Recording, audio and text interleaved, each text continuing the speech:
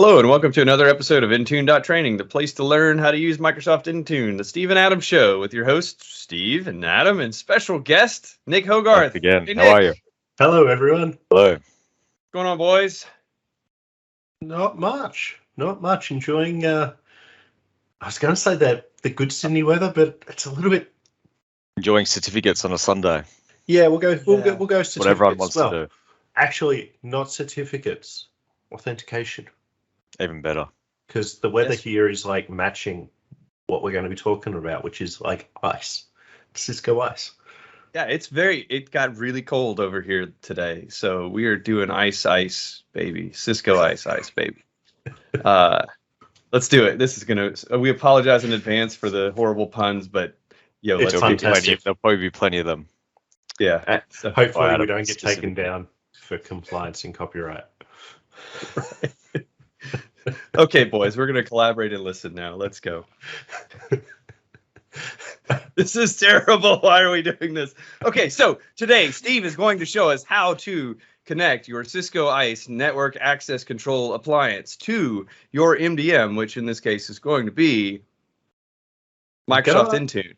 Ask a dumb question though, Adam, right? This is the Intune training show, right? It's not Cisco, right? Why are we talking Cisco? Because I don't know if you realize, but we have to play in a sandbox with other people, and other people have these other tools, and these other tools, they seem to think they're important for like security and stuff. And so they put these things in place that we end up having to build solutions around, hopefully with them and not circumventing them. So we have to collaborate. We do have to collaborate, and sometimes we have to listen to each other. I'm not going to make it. So inside of Intune, there is a functionality that is where you can connect various providers, network access control providers, to Intune to be able to extend that control to your Intune managed devices as they connect to your business network, which is great because it offers several layers that we can talk through as we get into it, that it makes it so much easier to manage those devices within the Cisco ISE system or some of the other ones. And so there's some documentation that we'll link to that shows you all the other supported providers. And essentially, this technology is it's a graph extension. It's specifically a graph API built on the Microsoft Graph specifically for these providers that they have access to, that their systems communicate to and connect to. And so we're going to talk through how to connect ISE to, or ISE if you call it. I'm going to call it ISE because it's just easy. So we're going to show you how to connect ISE to Intune so you can manage your devices. And Steve's going to run the show. He's been, in his free time, he has been spinning up Cisco ISE servers at his house and testing this numerous times, and he's going to show us what he figured out. So one thing that I will call out as well is there is various other radius providers out there. We're using Cisco ISE because it was easy for us to get an evaluation license. This isn't by any means us saying you need to use Cisco ISE. This is just the technology that we've chosen because it was available to us. If we have access to the other techs, we may come back and do another video, but it's where we're just wanting to make that clear. This is not us sitting there and saying you have to use Cisco ISE. This is just an example, so you can have an informed conversation with your leadership team or your networking team on how that process can work. And this is probably we'll go at them. So, Steve, I was just going to suggest, since you're going to be sharing your screen, I'll send this one over to you, I think. Okay. But there's a doc, may just be worth just showing it. So if you just type in Intune network access control, you'll get to Microsoft Docs. And as you scroll down through there, you will see the various scenarios that they've listed out. So they get you links to some of the big network access control providers. Yep. Because if they're not on the list, it doesn't necessarily mean that they don't support it. It's possible that your provider may already also have integration to this. So if they're not on the list, go ask them and double check. Yeah. So what will we use ISE actually for though? Like, what's the goal? Yep, that's actually a really good question. To start from So the very beginning. yeah, I would so also like to know the answer to this question. so It's Sunday, come on. yeah. So Cisco ISE, what it's designed for is your radius authentication, and radius authentication is where you're going to use. It's going to be a presentation layer or your authentication layer. Sorry, not your presentation, your authentication layer for your Wi-Fi VPN. And you can also use it for other network appliances as well if you need to. And this is where you have that authentication comes through to state, I trust this user, whether it's based on device or user object. It can be using certificates. It's using scary protocols like EAP, TLS, PEEP, MS CHAP, and all of these acronyms that we as end-use compute guys just go, yeah, cool. That sounds Sorry, I don't know awesome. that chap. I don't know. Yeah. We don't know that MS chap. We don't trust him. He's not very trustworthy. And we're stepping through all those protocols for the authentication. Then the next step on top of that, because there's the 3 A's, which is authentication, and then we're going to step into accounting. So this is where we can sit there and say, Nick spent this much time or this much data on our network. It's a little bit more than we want. We can curtail it and do everything as we want. So this is typically what you'll see at hotels and things like that, where they can sit there and control how much bandwidth and associated content that you can download. And then the last one is Sort the of like what we authorization. do in delivery optimization settings. Yeah. Like those bandwidth settings, yeah. Yep, definitely. Now, are we doing certificates with this to say you need this certificate to get in the Wi-Fi? Yeah. Yeah, so that certificate component falls inside the authentication component. So when we talk about something like EAP TLS, what that is encapsulator authentication protocol, transfer level service, I think it is. But basically, it's allowing you to control and contain that authentication in a certificate, and then the device knows, the radius service knows how to decrypt that packet with the certificate that has your authentication token in there. So that's where. So in layman's terms, yes. What that means is, if we don't trust you, we don't let you on our business network. Mm-hmm. And so ICE has the ability to do that, among other things. But yes. So a great example of that is, okay, so printers. Well, we can profile or posture our printers, and then we can allow them onto our business network via MAC address or via different devices, depending on how they profile or present themselves to the network. You may be able to easily identify the type of device and allow them certain access based on the type of device they are. But for for a workstation, the challenges that we've always seen. I mean, the most of the interaction that folks in our community have seen with it is, how do I pixie boot a machine on an ICE network? And well, to be able to get into the business network, you might need to have a certificate. Well, how do you get a certificate into your Pixie or into WinPE? And so, those are scenarios that most of us have had to deal with when we're working with it. But ultimately, it provides this extra layer of control for the network folks to be able to profile and permission, and you can send people to different network branches to depending on what type of device they are and stuff. So there are lots of features built into it. The purpose that we're going to be looking at it is really looking at how to allow access to the business network for trusted devices. Yeah. So the last part is that authorization, which is where we build through how we trust that device.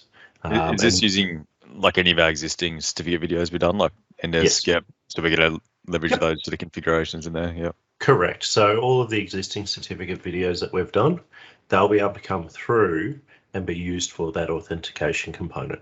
So all the authentication is certificate and associated. So you can have it, and we're not going to go through setting this up. This is not a Cisco video, but you can go through and connect your Cisco appliance to Facebook for your authentication, or Google, because it's just an OAuth 2 identity provider that I trust that goes, yep, not a problem. You've authenticated. I've captured your details. And that's your captive portals and things like that. And there is a lot of granularity within ISE to be able to yeah. create the rules that you would like. So when I first started going down this route of how do I autopilot a device, or how do I actually, I'm issuing a certificate to my devices from Intune, but those devices still aren't being trusted on the network. Why? What's going on there? Well, it turns out that there's a rule. We have a rule that checks against Active Directory. Yep. To very, validate very common. Validate that the device is a valid Active Directory device. So the device that is reported via the certificate, make sure that matches a valid object in AD. Well, when you go to Azure AD, there's no AD device object, and so now they can't validate that cert for me.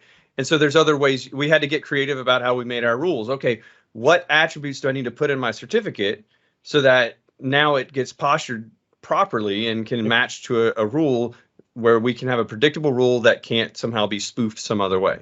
So exactly. Until that's fixed, that's probably one of the biggest blockers that people have for going Azure AD join.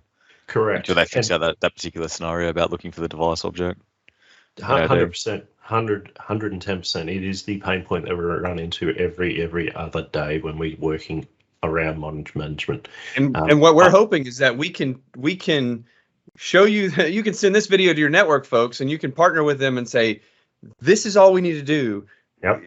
We identified, like, maybe you don't have access to see inside the console. I finally got access, and I just said, I want to poke around. And I finally went through and said, this is it. Okay, I found why it's not working. Yep. But be able to take this to them and say, hey, this is what you need to do to make this start talking and work. And that's the goal, is if we want to empower you to go down that route. So yeah, let's jump in. What we're going to do today is we've got 2 ISE appliances, and I'm going to be very clear, we have 2, because one of them we're going to intentionally fail, and you'll see why. There's some fun stuff that you need to do around certificates. Yes, we're back on certificates. So let's jump in. I'm going to start off with the one where we're going to go through and have that complexity. Look, based on the docs links that we'll put in the area below, we'll have the guide from Cisco on how to set it up, as well as the network access control docs from Microsoft. So what I'm going to quickly do, because I am unorganized again, is I'm going to pop this up on another screen so I know which permissions I need to grant. So what we're looking at here is we have a whole heap of permissions that we need to create in Azure Active Directory for the appliance to authenticate with. So let's in this document he's referencing, there's a link directly from the first document he opened on the Microsoft site. Correct. So this is actually referenced from Microsoft across to Cisco, where it's saying this is how you're going to set up your Cisco environment. And it's important, follow each step. We talk about the certificates initially in the first section to make sure you have a certificate and PKI in place.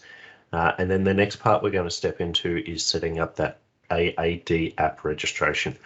Just wanting to check with Adam and Nick, is the screen readable? Do you want me to make it a little bit bigger? Probably bump it 1.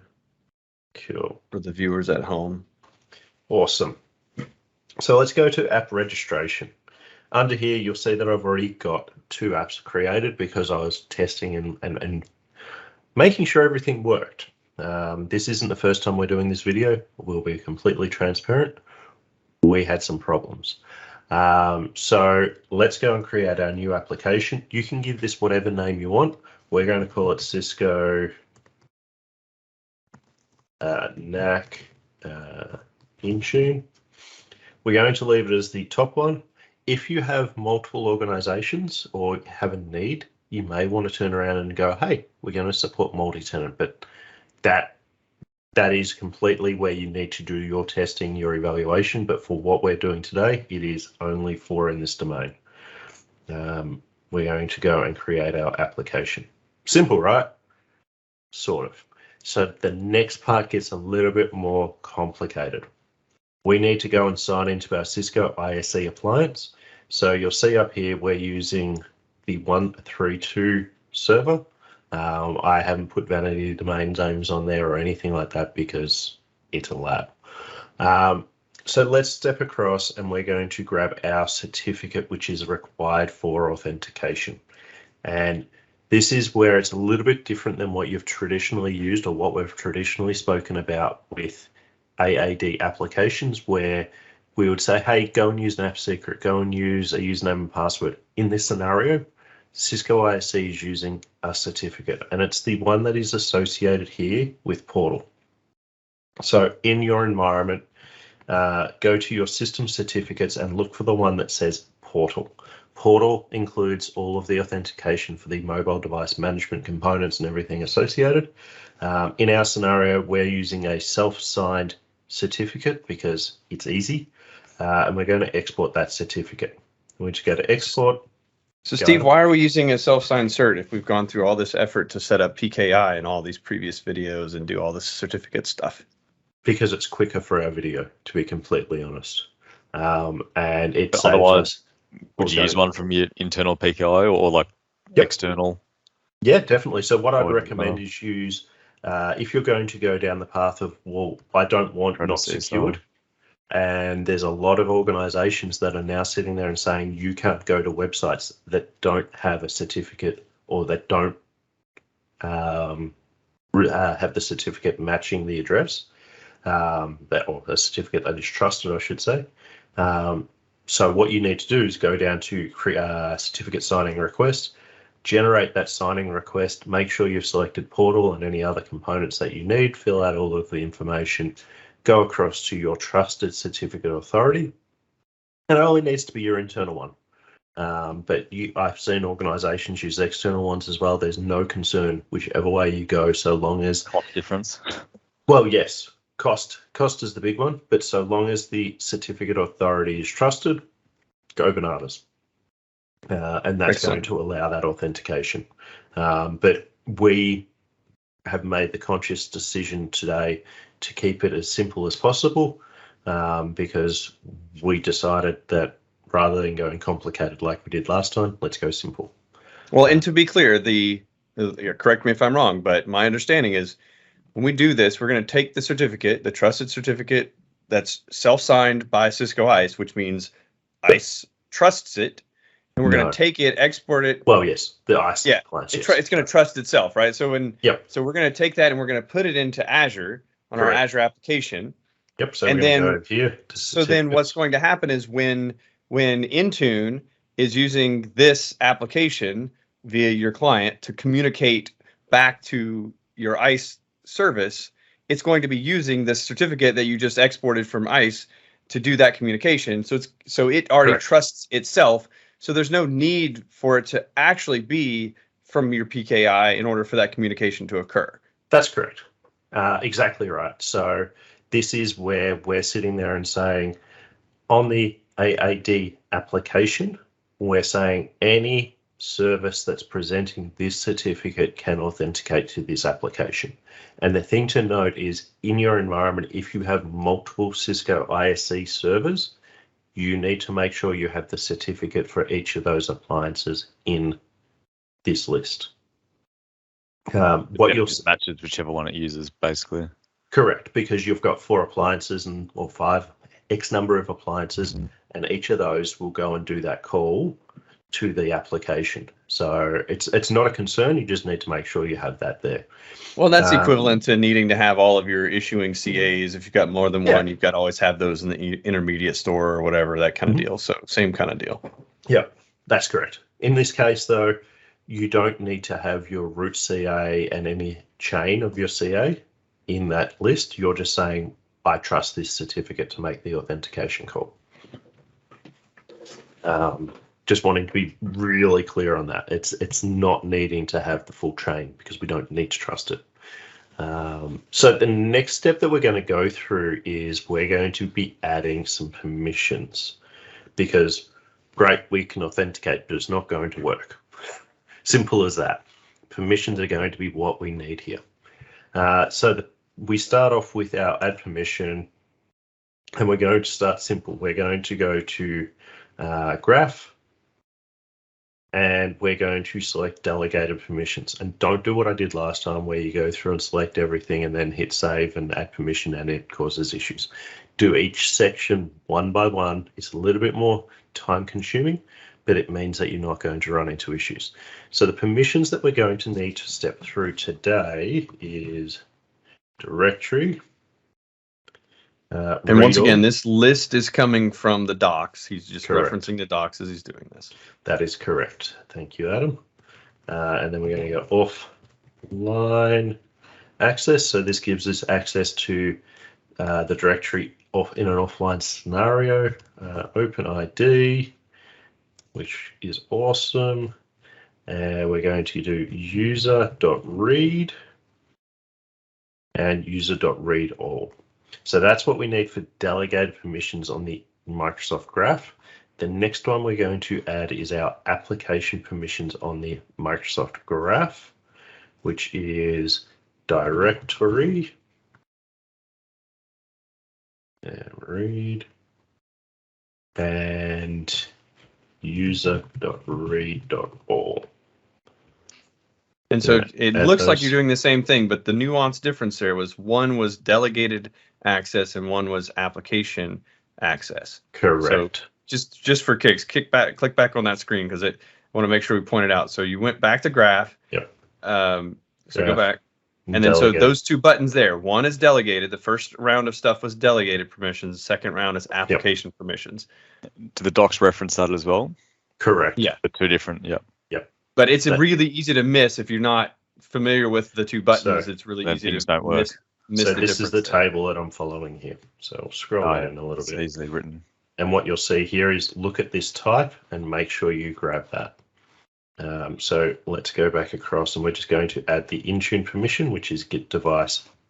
So we're going to go back, Intune, and it is an application get device compliance, add.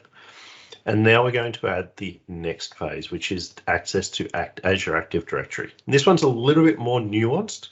And if you look at older documentation, so the thing to note is each version of Cisco ISE has different documentation. So if you're running Cisco ISE 2.4, you're going to be following the 2.4 documentation. And it will say what you need to do next is Azure Active Directory graph. It's grayed out. So what we're going to go is APIs my organizations use. And straight away, most people will just go, well, I'm just looking for Azure Active Directory. Not there. If I go Azure AD, it's not ones that I want. What we're looking for is Windows, Azure Active Directory. You know what we're looking for is a wildcard search functionality. Is it an old name? Yes. Windows Azure, yeah. Yeah, From so- the old Azure portal back in Correct. years ago. So the history for the Azure Active Directory API goes all the way back to when Azure was first stood up and it had Windows in front of its name. That wasn't Resource Manager. That was Service Manager, so ASM, Yeah, Azure yeah. Service Manager. So we're now talking old legacy APIs, and there's a reason why it's being phased out. Over time, these APIs will be decommissioned, but right now there's no decommissioning planned or no scheduled date, to my knowledge, of when these will stop working. But this is where Cisco will eventually need to update their appliances to do different calls to allow that. So it's going to take a while for it before it gets disabled, is what I'm saying. The long way around. So under here, And sorry, one last caveat on this. I know we're messing up the rhythm, but so when we were doing this the other night, they're on the Microsoft site, they describe how to set up Cisco ISE, and they use I think they use the older one. yes, But then we went to the Cisco site and we noticed that all the different version revisions had different instructions. So make sure you go directly to the Cisco documentation and work from it, because the stuff on the Microsoft site really is just a copy from that, but it doesn't mention what version of ISE they're building from with those instructions. And so just go directly to Cisco and search for the doc for your version of ISE that you're using. What I would say, though, for the most part, there's only been a couple of things that have changed with this connector in Cisco ISE from 2.4, which is where I've started looking at it from, to 3.1, which is the most recent. And there's two real scenarios, and I'll talk through those once we get them to a UI, because we're running Cisco ISE 3.1 on this lab. So we've now added our permissions. They've been granted. Now we just need to go grant admin. And it's going to go in consent, and we're all happy days. So I should be able to go over to my Cisco ISE box and go here and go to my external MDM. So the next step that we're going to do here is we give it a name. So Intune, Intune training profile. We're then going to select our authentication type as OAuth client credentials. So you'll see here you have the option for server type. You can actually link this to your existing config manager environment if you want to go down that path. Don't recommend it. Go and use Intune in that modern world of MDM. But it does exist. The next part that we're going to do here is our auto discover. So I'm going to be lazy because I'm going to autofill. But what this field is over here under overview, under endpoints, we have our graph endpoint, and it is graph.microsoft.com, and that's a different one than what we're looking at. All right. So graph.windows.net. Yeah. So graph.windows.net is the one that you want to use, and then this last section here is your tenant ID, and you'll see that here, directory ID, tenant ID is the same. So that auto discover URL is saying, I want to go to graph.windows.net and I want to then use this as my tenant ID of how I do the authentication. So that's where we discover where we're allowed to go and what we're going to do. Is that part in the docs as well, so someone doesn't grab like the object ID or something by mistake? Yeah, I believe it is. Yeah. So just to be clear, so I'm following along in the docs. So in wherever I'm at, it's step 33. It says, so the auto discover URL is graph.windows.net/directory tenant ID. Yeah. So it's just going to be your Azure Active Directory tenant ID. Yeah. With graph.windows.net. Yeah. Which is here. There you go. What you'll note if you're following the docs along at home, we skipped a couple of steps, and that was intentional. We'll come back to that. So client ID, we're going to go here. You'll see that I've got a few already existing there, but I need to grab my new one, and we're going to paste that in here. Nice and simple. That is the application ID that we've just created. And that's essentially telling ISE, here's the Azure resource that you're going to go look for to do your communication. Correct. And like when we create those apps in Config Manager. Exactly.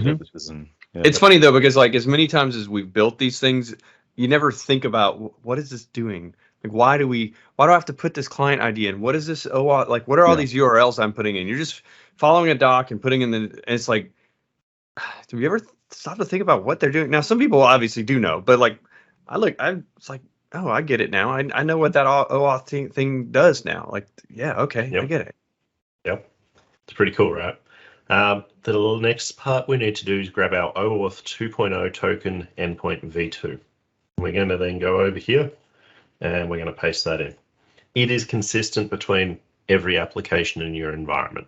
The only thing that is unique for this application is that client ID. This auto discover URL and the issuing token URL are consistent on all applications in your environment. And the only difference between my tenant and your tenant is the tenant ID that we've put in there. Right. Yeah, because that's the whole thing. Those URLs are standard. Yep. All you're doing is swapping in a tenant ID. Correct. So now we go down here and we're going to hit test connection. Oh, no, failed. Steve, not again. Right. So what this is... Step 26, Steve. The self-sign. It's not. What you need to do is go and install these certificates into your trusted root. For whatever reason, Cisco ISE has not got these certificates in its trusted root, and we need to go and add them in there. So to do that, we need to go here and open each of these links. So when you click next on that web portal, that's checking the trusted root on the server that you're on. Yeah, so well, no, That's not doing the connection to Azure. It's the opposite way. So what's actually happening, and what I'll quickly do before we go through and set that up, is in my other ISE box, my 131 box, what I have is a proxy setup, which is very simple. It's over here. I have a fiddler box, and I'm going to turn on capture, and we want to see what's happening when we do that connection. So if we go back over here and we go to our external MDM, and we're going to add, and we're going to go Intune training profile. I am going to go and grab my demo ISE, and the reason for that is because this one here, I already have my certificate for this box on there. We're going to go auth, we're going to go Control V, we're going to grab our issuing, and we're going to go test connection. And it was successfully connected. So what's actually happened under the hood is we can go and see, and I don't know if I can zoom this in. View.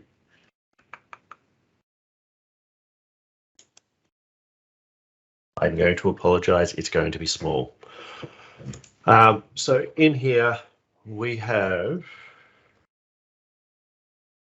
I'm trying to follow along in the docs here, looking for the. So they make a note in that doc article about the certificate changes and why those aren't there, and it basically Microsoft.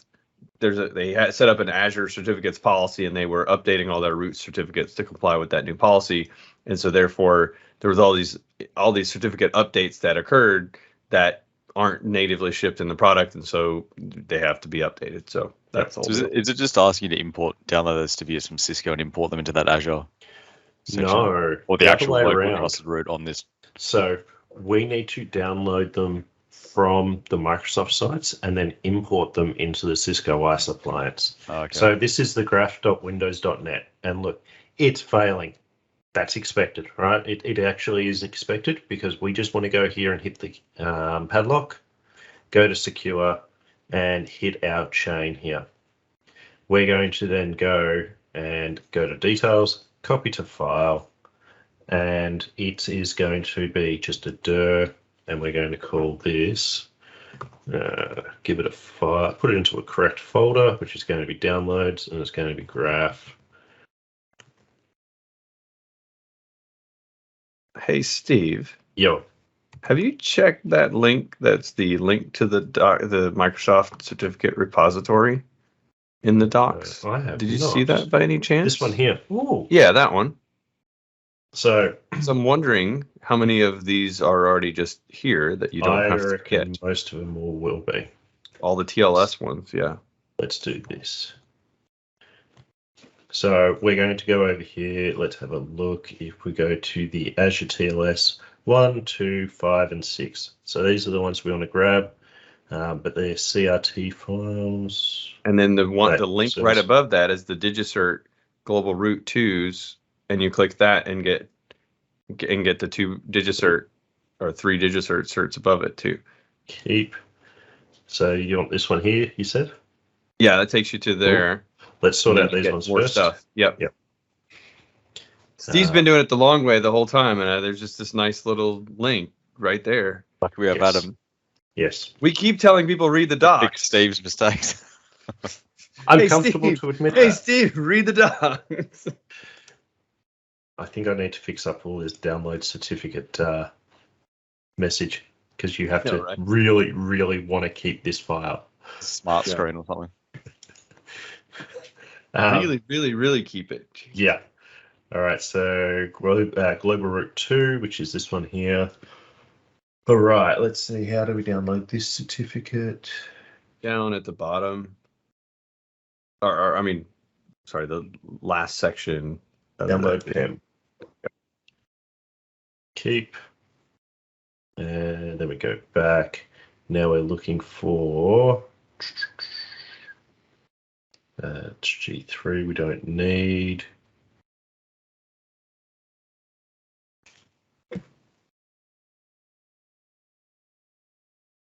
Oh, I don't think it has all of them.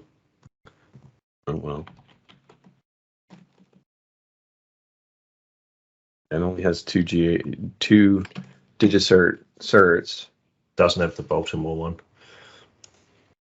Yeah. So what we can do here to find the ones that are needed. Hang on, Steve. Before you go, let's there. If you go back to the DigiCert page, so click on that one. Yep. So scroll. Okay, so there's a certificate validation success by the CA. I think if you either click on that one, no, hold on. Okay, so scroll up. Sorry, scroll to the right. Yep. There's over on the owner certificate. It has root CA. Yep. And it says this is a root certificate, but it looks like this might be the same cert that we just downloaded. It's not. Yes. So that's the G2C cert that we just downloaded. What we're looking for is the Baltimore and DigiCert CR2 certificate. Yeah, that's what I meant. I was thinking that what we were just doing was getting us. Yeah. I knew you got the G2. I was thinking that. Anyway, carry on. Get the Baltimore one. I'll see if I can find the right link there, but something's not quite right there. So it's not actually showing the Baltimore chain in here. Oh, I think I know where it is. If we go over here. Under certificate for the Azure portal. And there's the DigiCert one that we need. So if we go view certificate, and then you can go details, and you can go copy to file, and then we're going to go here in downloads, and we're going to call it the Baltimore Cyber Trust. Cool. We're going to save that, and I'm going to go and start importing certificates because let's just get on with it. So we've gone over here. We're obviously going to go. I'm just going to open up a new portal because it's just going to be easier. 126832. If it will load. Yep, cool. And then we're going to go to system certificates. We're going to go to trusted certificates. We're going to import. There we go. And Adam's found something. Yes. We're going to grab our TLS certificate. And you'll actually see we already have the Baltimore Cyber Trust here, but I think we need to replace it. So we're just going to go, there's two.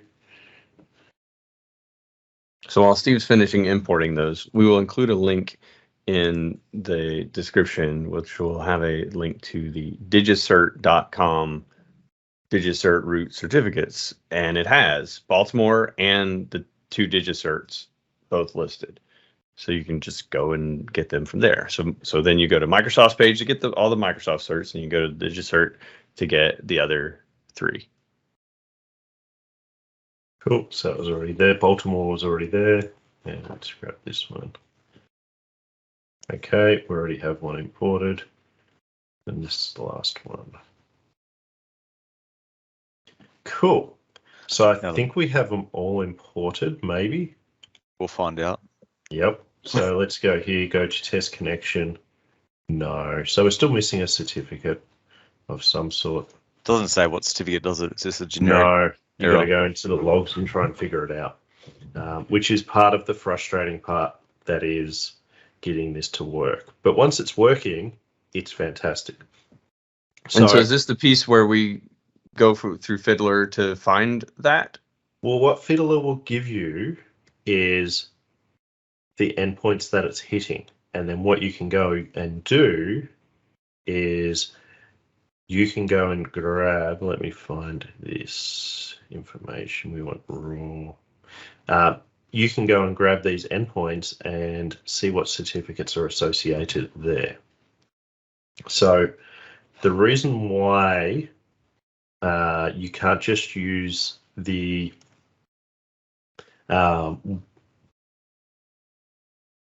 you can't just leave the proxy there is we're actually replacing the certificates, and I didn't cover that off. Let me just quickly show you here. It's not under proxy, but it'll get me where I want. Certificates, trusted certificates. You'll see that I have the do not trust fiddler root certificate here. So don't just leave that in your environment once you figure out that it's working, but that's how you can find it out. So we're actually doing a HTTP inspection and rewrite, and this is where we just need to work through what certificates are missing and get that fixed. Do we import them for the correct, when you have the import, remember you could select that drop down on what to import them for?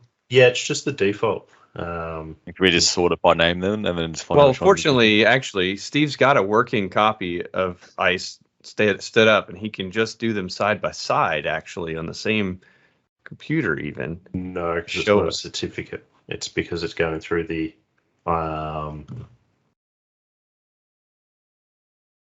You promised me, Steve. You promised me this. It's working. I can demo it. Okay. That's connecting and working. It's just not. I reckon we're going to be missing. This is the joys of certificates, though, right? Yeah. Why everyone hates them. Yep. There's similar reasons to this. Correct. If we're going to go here, we're just going to grab this one. I think this is going to be the last one we need. I heard this for 4 hours last week, and we still want it there. Quiet you. This is the last one. Yeah. It's the last one I'm going to do. That's for correct. Sure. I am all for that because we can go and show you what's going to happen on the other side once we've done it. Submit. Go over here, test connection. Got it. Yes. Oh my God. And Steve, I got to commend you for leaving that screen open. Nick, last week, every time, Steve would navigate fully away from the screen, and then he would go add a cert, and then he'd come back and do all the wizard things, and then hit test connection, and then navigate away, and then go, oh, well done, Steve. Well done. Well done. And on that note, we should... No. Let's wrap up a couple of things first. So I'm just going to show you this bit here is new. This is new for ISE 3 and above, I believe.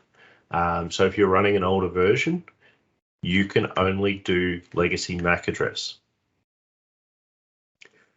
Have a guess at why this is an issue when we're talking radius authentication, Adam. Because the MAC address doesn't come in over the authentication channels.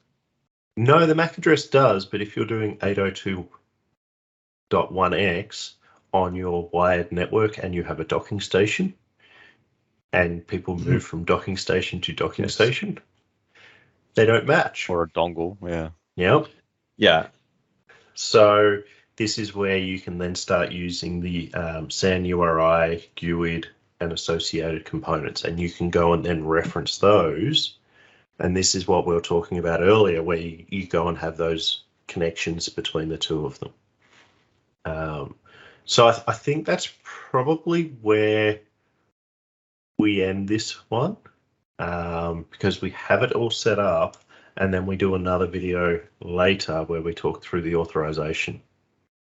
Well, so, I mean, okay, so I feel cheated, but we went through all that, and we literally were like a half a second away from ending that last video, and what are we? I mean, what's next? What did we just do? What did we make happen just now?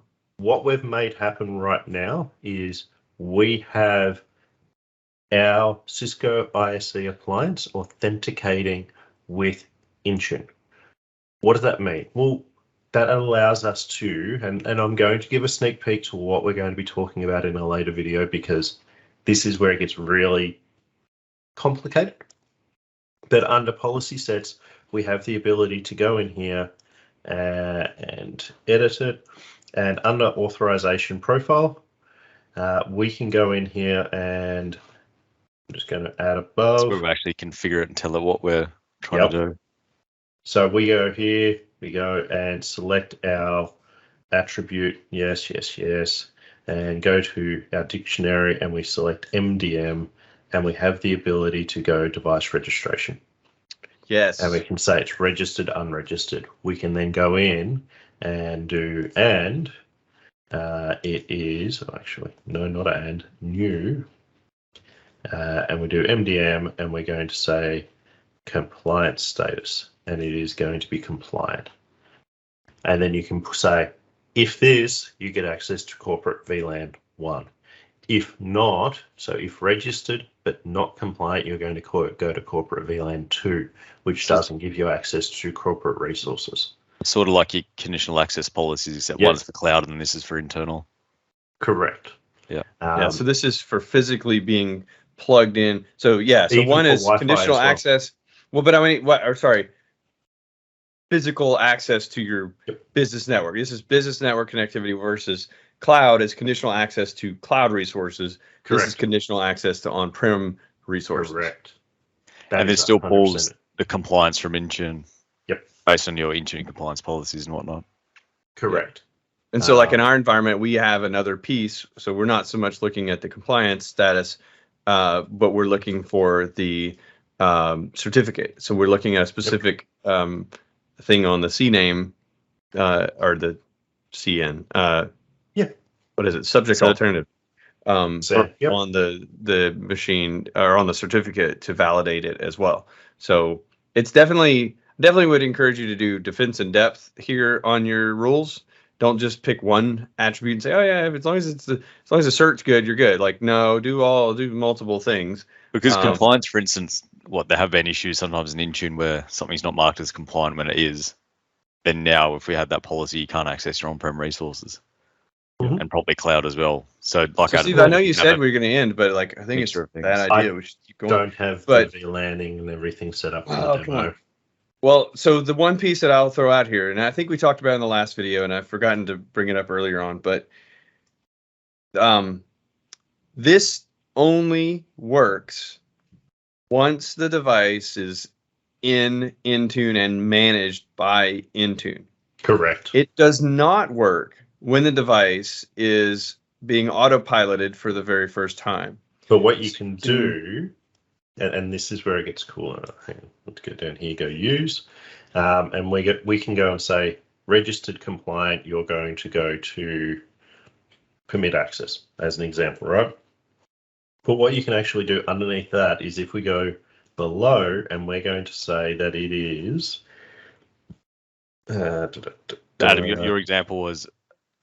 Steve, autopilot, and you can't get internet access on the device. So Steve is incorrect, but I'm going to let him finish his thought here. Oh no, because I can say unregistered, so I don't know about that device, and I can then go and put a rule in there to route you to a certain network. So you can authenticate to that network using something like MS Chat, where it's a username and password. And then it's going to go straight out to the internet. Okay, I got you. So so that's specific. You can give me a different VLAN is what you're headed to. Okay, correct. I see. And so this is part of where I see the second video going is where we have the ability to sit there and start saying, well, why can't I have multiple authentications? And if this authentication, go and check this and go to this network only. Right. Let's have people that have that dedicated network that's only open for Microsoft URLs, like Azure AD, Intune, licensing and that sort of stuff. Yeah. Yeah. And so to my point about the autopilot stuff though is the piece I want to pinpoint on is that when you register a device for autopilot, the device gets an Azure AD record and a Windows Autopilot service record. It does not get an Intune record until it joins and enrolls in Intune as part of your enrollment, as part of Autopilot. So what that means is that this connection, this MDM, so Intune is your MDM. Autopilot, Azure or Azure AD are not your MDM. That's correct. And so this service is a graph endpoints all built on top of Intune and Intune devices and device records, not Azure or Autopilot device records. So you can't profile anything about Azure through this, or Azure AD or Autopilot through this. This is simply MDM, anything that Intune can provide, and it's even a limited set of stuff that is on the specific NAC graph that we're talking to. So what would happen if someone was using Autopilot with hybrid Azure AD in the 2 device object? Just to throw a spanner in the works, and don't answer and say don't use hybrid, because this is a real question, because there are a lot of people that use hybrid. So how do you do it today, Adam? We don't do this. Don't use hybrid. We don't do hybrid. For the people using hybrid, though, are those device objects in sync? Autopilot, I don't know, is the simple answer. Sorry, well, hold on. Let me finish. Okay, so what are you specifically asking, Nick? So say you have the setup here to look for the compliance of a device in Intune. Isn't it with hybrid where you end up with 2 device objects? Like it even shows the Azure AD object and Intune. But it would be based on the MAC address. No, hang on. Yeah, because remember how you have those, and then it flicks over and it uses one of them. Yeah, it'd be you start off on with the one where you register the device, and that's rolled in Intune. Then you get the other one that's synced by Azure AD Connect and whatnot when it completes that hybrid Azure AD join process. So that's where that's actually a really good example of where Adam was getting at, is if we're looking at device authentication, that's going to sit up here under the authentication policy. If we're looking at Intune compliance, that's going to fall under the authorization policy. So they're actually 2 separate objects as we're talking through. Yes, you're going to have 2 AAD objects for a period of time, and from an Intune point of view, what we're looking at is the MAC address of that device. Yeah. Okay. Or you can use the SAN or GUID based upon. Yeah, like we're not looking at the MACs at all. We're just simply looking at the certificates on the machine. Just summarize but to your point, so if a device is hybrid joined, it's going to have an AD record. So you wouldn't even need. You could look at Intune compliance in some way if you want, but you could also simply. It will also, if you're already doing this for your other domain joined devices, it's going to fall under those rules anyway. So because it's going to match the AD rules certificate to the and or look for compliance, or look for a device object in AD, or look for whatever. Like you going back to your point about having multiple. Don't rely on one thing to look for. And the thing to note as well is a lot of organizations today implicitly trust hybrid AD joined computers. I know that computer, it can authenticate and it can do everything. But what it doesn't take into consideration is we don't have that NAC compliance scenario in place. So NAC is actually super important for your zero trust environment, where you're sitting there and going, I'm not going to trust that. It's the trust but verify. But a lot of organizations today aren't doing that trust but verify compliance check, which is what you need for the NAC. So, and even if this was straight on-prem, the NAC has the functionality to check for what we're calling Intune device compliance. You can check for those things at the device level, regardless of what it's being managed by. So you can check for AV policies or other things before you let it on the business network. So it can do very, like you said before, it can do basically the same thing that your conditional access policies in Azure are doing. Same thing, but on-prem through this appliance. So same kind of functionality. Same concept. Yep.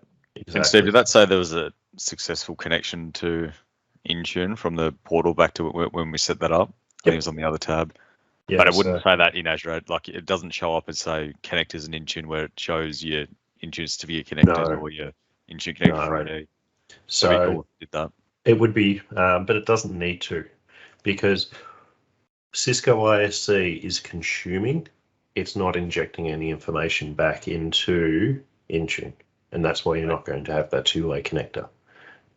Cisco, the Cisco ISE, Aruba, any of those radius services that are doing the AAA, so the authentication, accounting, and authorization,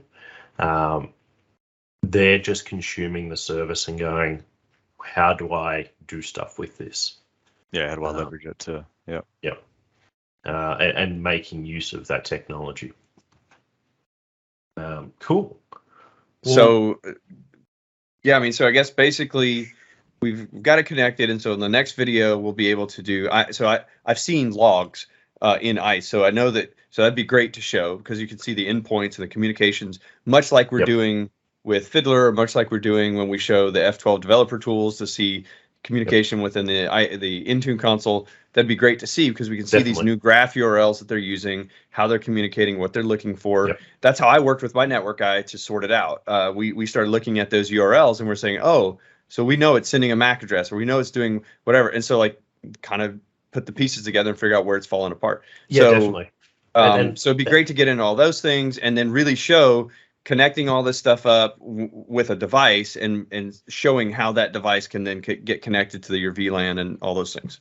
That's correct. And that's basically my thought process for the next video is we'll have the ability to have multiple devices here and show that authentication process and put Fiddler over the top and capture where the calls are going, because every time we talk about this, the conversation I'll get is, so is it going and asking graph every time, or is it caching it? What's it doing? It's like, that's a really good question. Let's find out.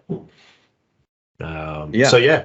Those that set this up at home, download your certificates beforehand, be organized. Yes. Steve. Yeah. Like that, Adam. What are you trying to say? Yeah. Go down to. I won't be on the next video. We will provide you with the 2 short links to go to download all of the certificates that are required for this. Yeah, because whatever. I mean, I've watched Steve struggle with this, and even today he was confident that he had it all, and then he was still struggling. And so, having a centralized store for these certs is great, but also knowing how to go grab a cert, that's kind of cool too. So it all works. And that's it, right? We are wanting to make sure that we can show you how to get around that. So for me, when I was having pain points initially setting this up, I went and broke out the tool sets that I knew, being Fiddler, and went, oh, I can see that it's connecting to this FEF.MSUC02 Managed Microsoft Gateway. And as soon as I went, oh, I can see where it's going to do that authentication, I can get the certificates. The other thing that I found by going and using Fiddler, and this was actually pretty cool, is when I was setting it up, I was like, oh, well, I don't need to use those Azure Active Directory APIs because it's on the graph and it should be able to just pull it straight off there. Without those there, I saw the denied, you need to add these additional permissions in the call, which I thought was really cool. Yeah, as we've said before, like if we showed you how to do this perfectly, you'd never be able to, we want to show you the failures so that we can show you the troubleshooting to save you those steps too later on. Like that's how we know this stuff, because we failed at it so many times to get there. So we feel that's valuable to know.